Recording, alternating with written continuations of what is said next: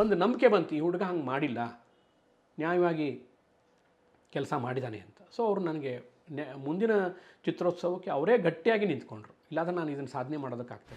ನಾನು ಯಾರ ಹತ್ರನೂ ಹೋಗಿ ನಾನು ತೊಗೊಂಡಿಲ್ಲ ಮಾಡಿಲ್ಲ ಅಂತ ಹೇಳೋಕ್ಕೆ ಹೋಗಲ್ಲ. ನಾನು ಈಗ ನೀವು ಕೇಳ್ತಿದ್ರಿ, ನಾನು ಹೇಳ್ತಾ ಇದ್ದೀನಿ. ಸೊ ಎಲ್ಲೇ ಆಗಲಿ ನಾವಾಗಿನೇ ಹೋಗ್ಬಿಟ್ಟು ಮೀಡಿಯಾದ ಮುಂದೆ ಆಗಲಿ ಅಥವಾ ಎಲ್ಲೇ ಪತ್ರಿಕೆ ಅದರ ಅವಶ್ಯಕತೆಯೇ ಇಲ್ಲ. ಅಂದರೆ ನಿಮಗೆ 2 ವರ್ಷ ನಾನು 3 ವರ್ಷ ನಾನು ಅದೊಂದು ಹೇಳಿದ್ದೆ, ಅಂದರೆ ಆದಷ್ಟು ಅಕಾಡೆಮಿಯಿಂದ ಫ್ಯಾಮಿಲಿನ ದೂರ ಇಡೋದು ಅಂತ. ಈ ಡೆಲ್ಲಿಯಲ್ಲಿ ಕರ್ನಾಟಕ ಅಂದ್ರೆ ಹೆದರೋ ಪರಿಸ್ಥಿತಿ ಬಂದುಬಿಟ್ಟಿದೆ. ಎಲ್ಲದಕ್ಕೂ ಕೋರ್ಟ್ಗೆ ಹೋಗೋದು.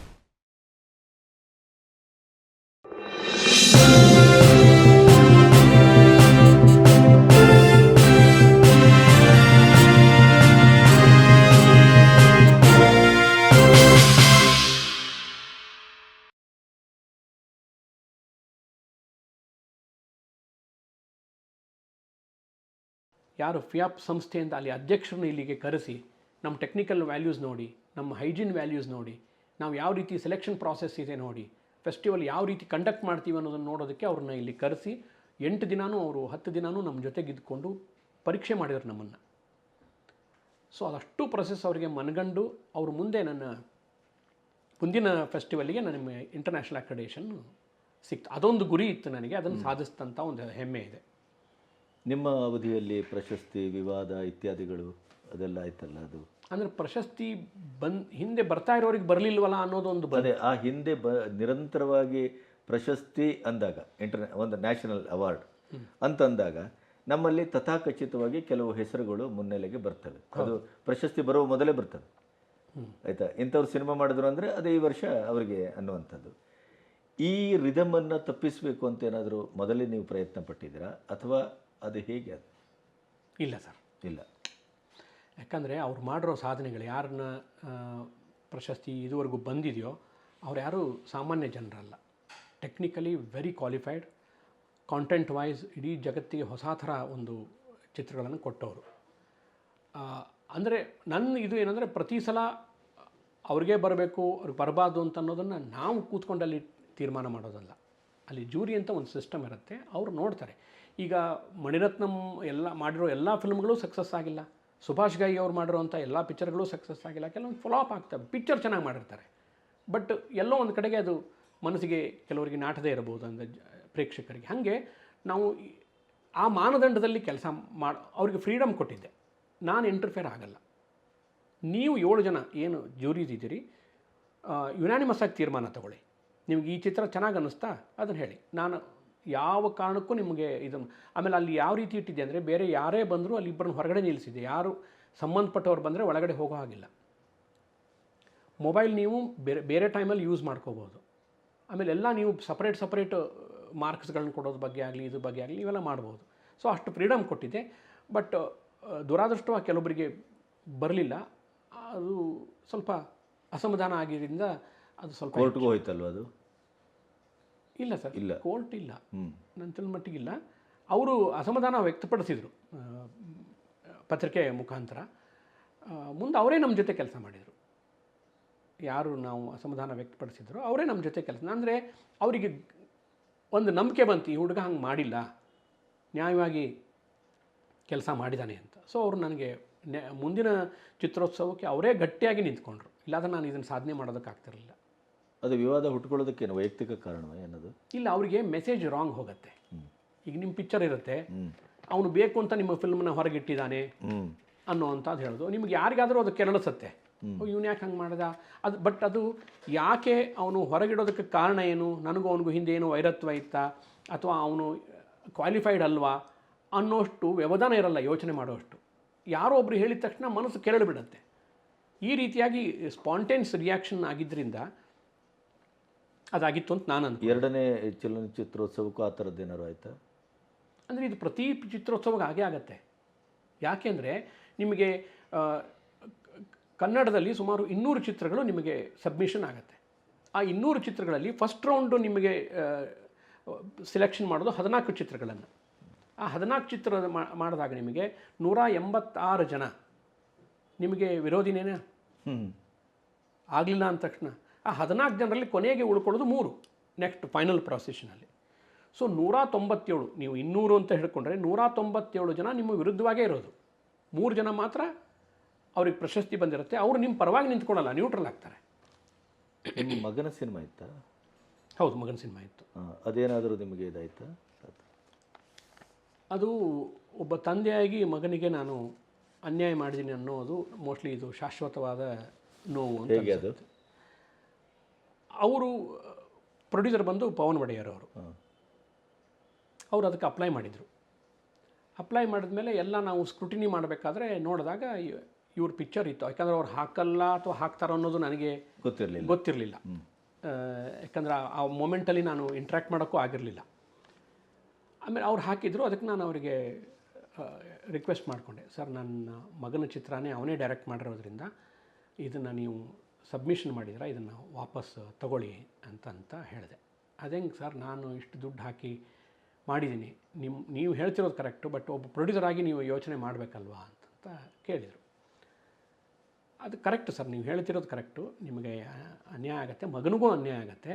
ಆದರೆ ನಾನು ಆ ಜಾಗದಲ್ಲಿ ಕೂತ್ಕೊಂಡು ಅವನ ಚಿತ್ರ ಅಲ್ಲಿ ಬಂದು ಅಕಸ್ಮಾತ್ ಜೂರಿ ಅದನ್ನು ಸೆಲೆಕ್ಟ್ ಮಾಡಿದರೆ ನಾಳೆ ಅಪವಾದ ಅಪ್ಪನೇ ಕೂತ್ಕೊಂಡು ಮಗನ ಚಿತ್ರನ ಸೆಲೆಕ್ಟ್ ಮಾಡಿ ಅವಾರ್ಡ್ ಕೊಡಿಸಿದ್ದಾನೆ ಅಂತಾಗತ್ತೆ. ನನಗೆ ಆ ಥರದ್ದು ಸ್ವಲ್ಪ ಮುಜುಗರನ ತಪ್ಪಿಸ್ಬೋದು ನೀವು ಅಂತ ಕೇಳಿದೆ. ಅಷ್ಟರೊಳಗಡೆ ಇದು ಒಂದು ತುಂಬ ದೊಡ್ಡ ವಿವಾದ ಶುರು ಮಾಡಿಬಿಟ್ರು. ಎಲ್ಲರೂ ಅಲ್ಲ, ಒಂದು 3-4 ಜನ. ಅಂದರೆ ಅದು ನೆಕ್ಸ್ಟ್ ನ್ಯಾಷನಲ್ ಅವಾರ್ಡ್ಗೂ ಕಾಂಪಿಟೇಷನ್ ಆಗುತ್ತೆ ಅಂತ ಅವ್ರಿಗೆ ಗೊತ್ತಿತ್ತು. ಇಲ್ಲಿ ಅದಕ್ಕೆ ಅವಾರ್ಡ್ ಬಂದುಬಿಟ್ರೆ ಮುಂದೆ ಅಲ್ಲಿಗೆ ಅವ್ರಿಗೆ ಒಂದು ಪ್ಲಸ್ ಪಾಯಿಂಟ್ ಆಗುತ್ತೆ ಅನ್ನೋವಂಥ ಒಂದು ಸ್ವಾರ್ಥ ಮನೋಭಾವನೆಯಿಂದ ಅವರು ಇದನ್ನು ಮಗನ ಚಿತ್ರ ಹಾಕ್ತಾ ಇದ್ದಾನೆ ಅಂದರೆ ಇದು ಏನೂ ಗೊತ್ತಿಲ್ಲದೇ ಅವರೆಲ್ಲ ಕಡೆ ಶುರು ಮಾಡಿಬಿಟ್ರು. ಅಂದ ತಕ್ಷಣ ನಾನು ಯಾರ ಹತ್ರನೂ ಹೋಗಿ ನಾನು ತೊಗೊಂಡಿಲ್ಲ ಮಾಡಿಲ್ಲ ಅಂತ ಹೇಳೋಕ್ಕೆ ಹೋಗಲ್ಲ. ನಾನು ಈಗ ನೀವು ಕೇಳ್ತಿದ್ರಿ, ನಾನು ಹೇಳ್ತಾ ಇದ್ದೀನಿ. ಸೊ ಎಲ್ಲೇ ಆಗಲಿ ನಾವಾಗಿನೇ ಹೋಗ್ಬಿಟ್ಟು ಮೀಡಿಯಾದ ಮುಂದೆ ಆಗಲಿ ಅಥವಾ ಎಲ್ಲೇ ಪತ್ರಿಕೆ ಅದರ ಅವಶ್ಯಕತೆಯೇ ಇಲ್ಲ.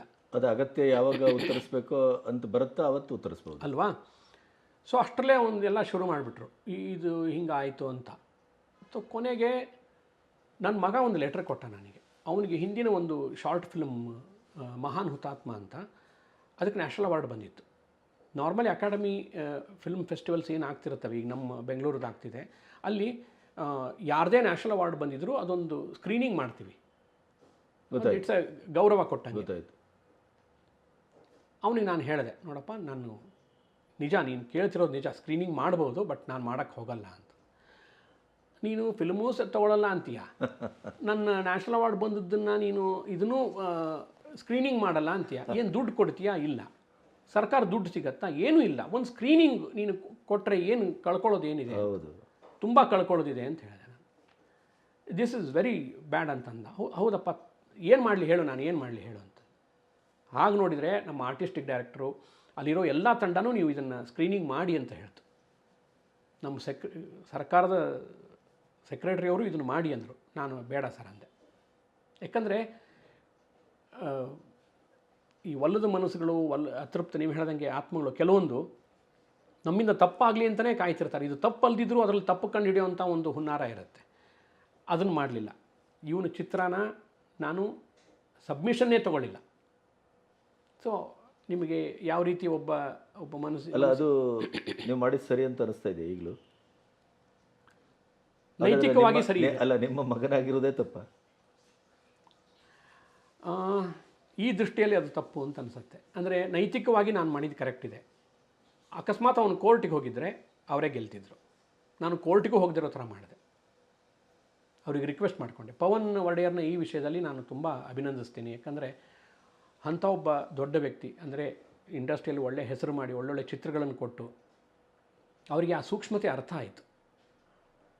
ಬಟ್ ಮನೆಯಲ್ಲಿ ನಾವು ಒಂದು ತಿಂಗಳು ಮಗ ನಾನು ಮಾತನಾಡೋದು ಬಿಟ್ವಿ. ಆಮೇಲೆ ಅವನಿಗೂ ಸ್ಲೋಲಿ ರಿಯಲೈಸ್ ಆಯಿತು, ಕರೆಕ್ಟು, ನನಗೋಸ್ಕರ ನೀನು ಕೆಟ್ಟ ಹೆಸರು ತೊಗೊಳ್ಳೋದು ಬೇಡ. ಶ್ರೀಮತಿಯವರು ಏನಂದ್ರೆ ಇದ್ರ ಬಗ್ಗೆ?